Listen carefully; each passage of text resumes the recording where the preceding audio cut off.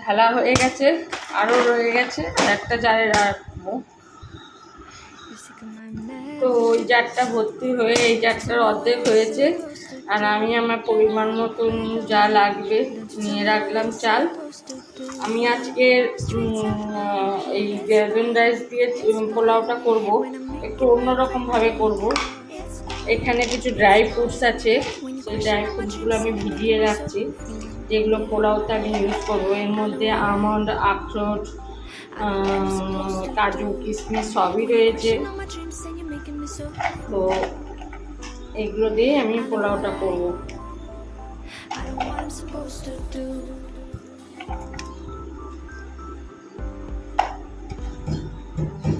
কাজু কিশমিশটাই বেশি দিচ্ছি। আর একটা ব্ল্যাকবেরি না কি বলে, এটারও ড্রাই আছে। দেখি আজকে অন্যরকম করে কেমন লাগে, ভিজিয়ে রাখলাম, তাহলে সুবিধা হবে, নরম হবে জিনিসটা আসলে। পরে তোমাদের কাছে আবার ফিরে আসছি। তো বন্ধুরা, আমি জলটা বসিয়ে দিয়েছি, এখানে আমার মটন কষা চলছে। এটা পাঠিয়ে রেখেছি, মটন কষার রেসিপিটা শেয়ার করতে পারলাম না। যাই হোক, যেহেতু আজকে পোলাওটা আমি একটু আজকে অন্যরকমভাবে করছি। আমরা গোবিন্দভোগ চালে নর্মালি কী করি, একটু আমি তো ফুড কালার ইউজ করি না, আমি হলুদ দিয়ে মাখিয়ে রেখে দিই, ঘি দিয়ে হলুদ দিয়ে মাখিয়ে রেখে দিই। কিন্তু আমি এই ক্ষেত্রে সেটা করবো না, আমি এই ক্ষেত্রে আগে ভাতটা করে নেবো। আগে ভাতটা করার জন্য যেমন ফ্রাইড রাইসের ভাতটা যেমন করে সেরকমই করব। আমি একটু জলটার মধ্যে একটু নুন দিয়ে দেবো।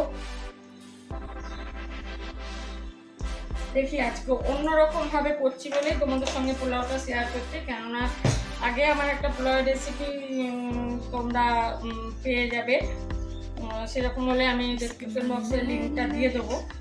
তো এই জলের মধ্যে আমি দেব নুন, তো দিলাম যেমন ফ্রাইড রাইসের ভাতটা করে আমি কি গরম করেই করবো। তেজপাতা দিলাম, আর এই যে গোটা গরম মশলা দিয়ে দিলাম। জলটা একটু গরম হোক, গরম হয়ে গেছে। চালটা আমি যেহেতু ভিজিয়ে রেখেছি, বেশিক্ষণ ভাতটা হতে সময় লাগবে না, ধুয়ে জল ঝরিয়ে রেখেছি।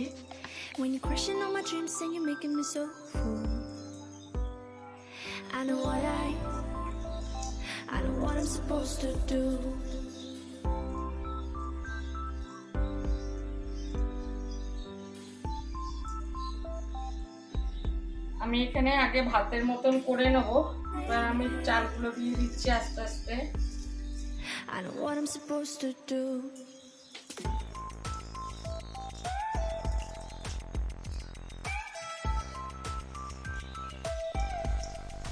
তো আঙুলে ব্যথা, আঙুলে এমন করেছে, গরম জলে হাত দিলে ভাল লাগছে।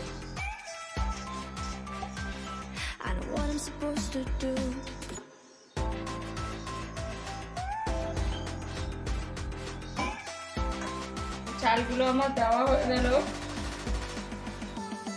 জলটা একটু বেশি দিয়েছি, কেননা তবু একটু মনে হচ্ছে বেশি হয়ে গেছে।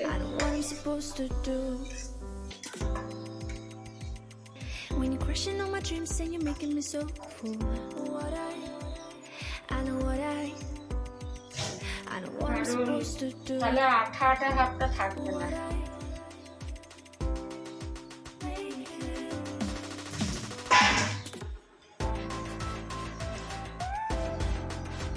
তো এর মধ্যে আমি একটু রিফাইন্ড অয়েল দিয়ে দেবো।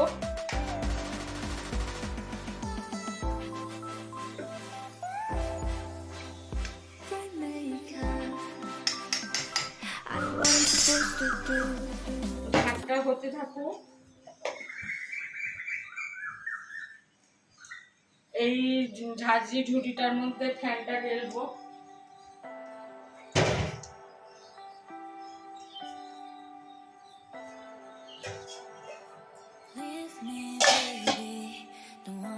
আর দেখো, এই ড্রাই ফ্রুট গুলো জলে ভিজে রেখেছি, সব ফুলে উঠেছে।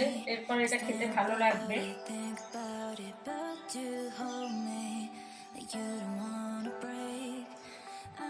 আমন্ডগুলো একটু কেটে নিই, তাহলে ভালো হবে।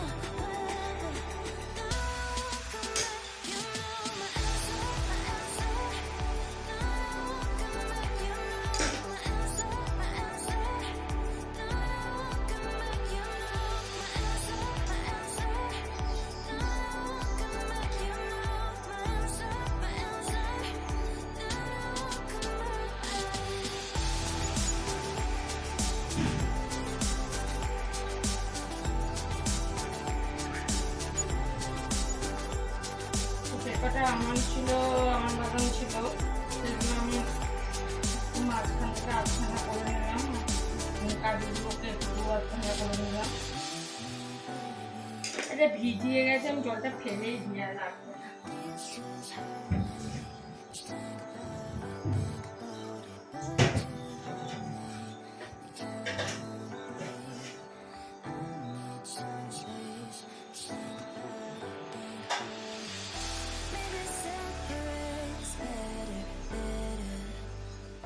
তো এই যে ড্রাই ফ্রুট দিয়ে বানাবো পোলাও, এগুলোকে ভাজতেও হবে। তো ভাতটা হতে থাকুক, তারপরে খানিকক্ষণ পরে ফিরে আসছি বন্ধুরা। ভাতটা প্রায় হয়ে এসছে, আর একটু হবে, আর ঢাকা দেবো না, এমনি হোক।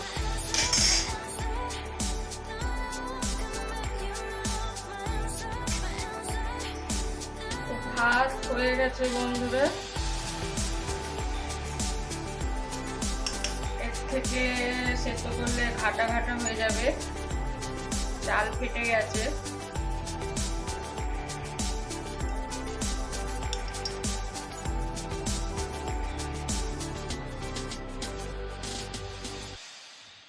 আর একটু টকবক করে ফুটে উঠুক।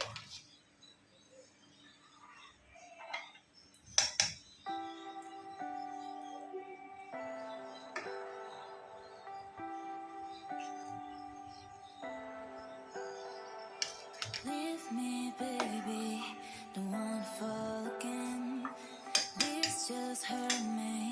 Just think about it, but you hold me like you don't wanna break. I need some space. Just think about it. Maybe separate is better. I will love you till forever.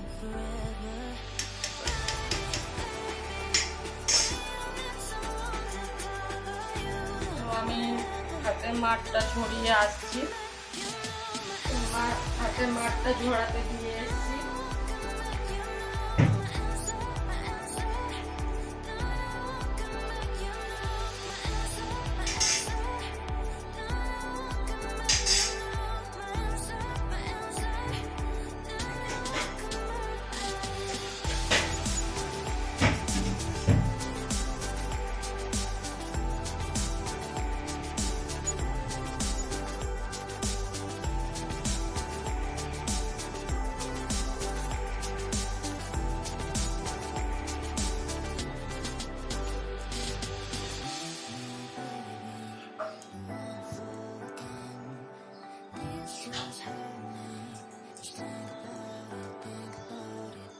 এর মধ্যে refine তেল দেবো অল্প, ঘি দেবো বেশি। Refine তেলটা দেবো জাস্ট এগুলো ভাজার জন্য।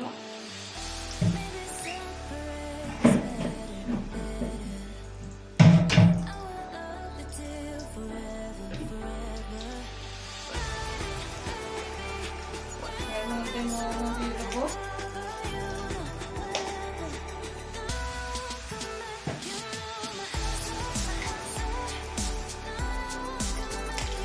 হলুদে দিয়ে দেবো।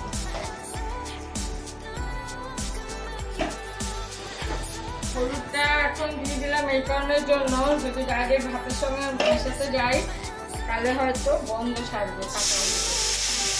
এবার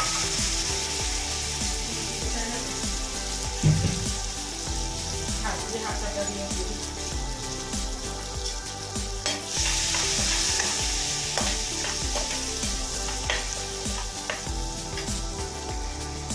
ঘি দিয়ে দেবো।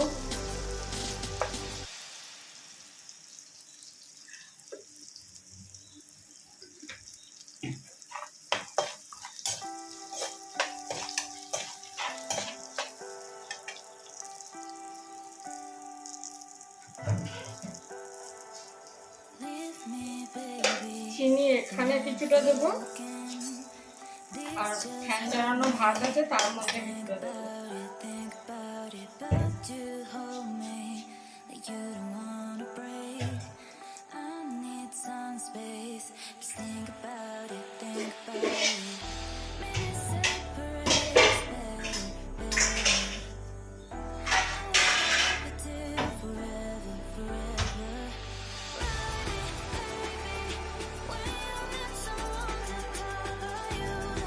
এই যে ফ্যান ঝরিয়ে নিয়েছি, এর উপর চিনিও দিয়ে দিয়েছি। আস্তে আস্তে ভাত কাটিয়ে দেবো, কমিয়ে তারপরে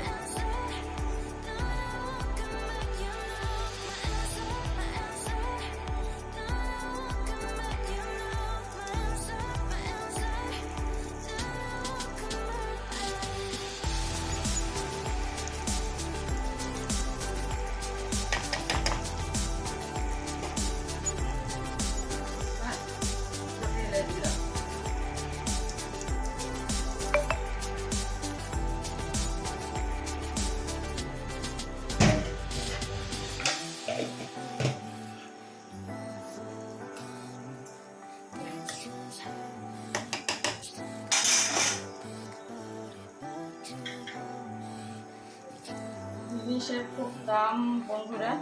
আমি বেশি নষ্ট করা পছন্দ করি না, তাই হয়তো আমি একটু গ্যাসের হাত দিয়ে করলে গ্যাসটা কিন্তু পুরো লোতে রাখতে হবে, তাই যদি একটু এদিক ওদিক পরে আমি তুলে নিই।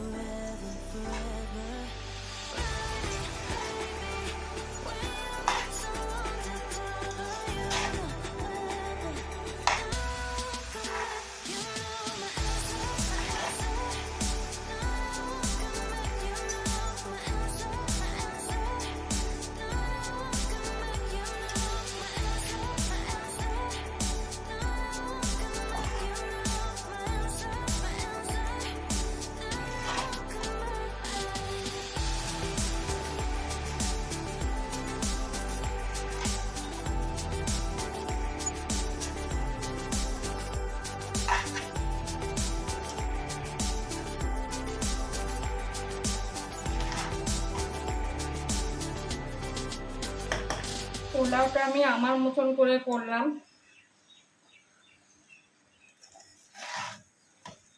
বাসমতি চাল দিয়ে করলে পরে আমি এরকম করেই করি।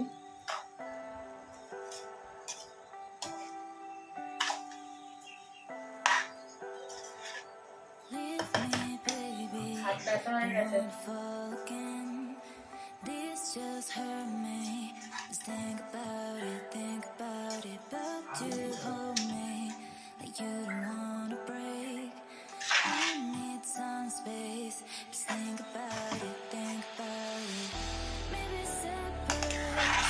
পুরো তলা দিয়ে ধরে ধরে নাড়তে হবে, নাহলে ভেঙে যেতে পারে।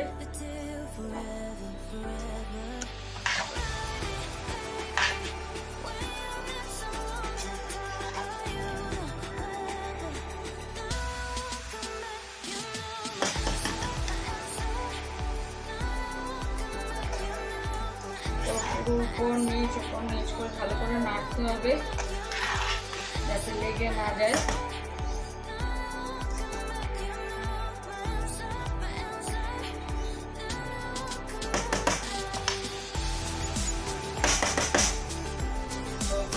একটু শক্ত আছে, আমি গরম ওভেনের ওপর ঢাকা দিয়ে দিচ্ছি, নরম হয়ে ঢাকা দিয়ে রেখে দিচ্ছি। গ্যাস নিভিয়ে দিচ্ছি, কিন্তু ওভেনটা গরম ওভেনেই রেখে দিচ্ছি, এটুকু ভাপে নরম হয়ে যাবে। ভাত শক্ত নেই, তবু যদি শক্ত লাগে কখনো, পুরো ভাত নরম হয়ে গেছে। আর এর থেকে যদি আমি নরম করতাম তাহলে ভাত টুকরো টুকরো হয়ে যেত। তো এই হয়ে গেছে, আমি তোমাদের ফ্রন্ট ক্যামেরায় করে পরে দেখাচ্ছি। তো বন্ধুরা দেখো, ড্রাই ফ্রুট দিয়ে বাসমতি চালের পোলাও আমার রেডি। তোমরা দেখতেই পাচ্ছ খুবই ঝরঝরে হয়েছে। এইভাবেও তোমরা করতে পারো। জলের মাপ অনেকে বুঝতে পারে না, আন্দাজে গন্ডগোল হয়ে যায়। তো টেস্টের কোনো তারতম্য ঘটে না, বরঞ্চ জল বেশি হয়ে গেলে সেটা ঘেটে গেলে আরও বিচ্ছিরি লাগে, সেটা পোলাওটা ঝরঝরেই ভাল লাগে। তো তোমাদের এই ড্রাই ফ্রুট দিয়ে বা বাসমতি চালের পোলাও রেসিপিটা কেমন লাগলো অবশ্যই লাইক কমেন্ট করে জানিও। যদি ভালো লাগে তাহলে চ্যানেলটিকে সাবস্ক্রাইব করে দিও। আর যারা আমার ভিউয়ার্স আছে, যারা আমার সাবস্ক্রাইবার বন্ধুরা, তাদেরকে আমার অনেক ভালোবাসা। তোমরা এমনভাবেই ভালোবাসা দিয়ে যেও, পাশে থেকো এইভাবেই। তো আর যারা এখনও আমাকে সাবস্ক্রাইব করোনি তারা প্লিজ আমার চ্যানেলটিকে সাবস্ক্রাইব করে দিও, আর পাশে বেল আইকনটা প্রেস করে দিও। তাহলে আমি যে যখন ভিডিও যা ছাড়বো তোমাদের কাছে নোটিফিকেশনটা চলে যাবে। তো আজকের ভিডিওটা তাহলে আমি এখানেই শেষ করলাম। সবাই ভালো থেকো, সুস্থ থেকো, বাই বাই।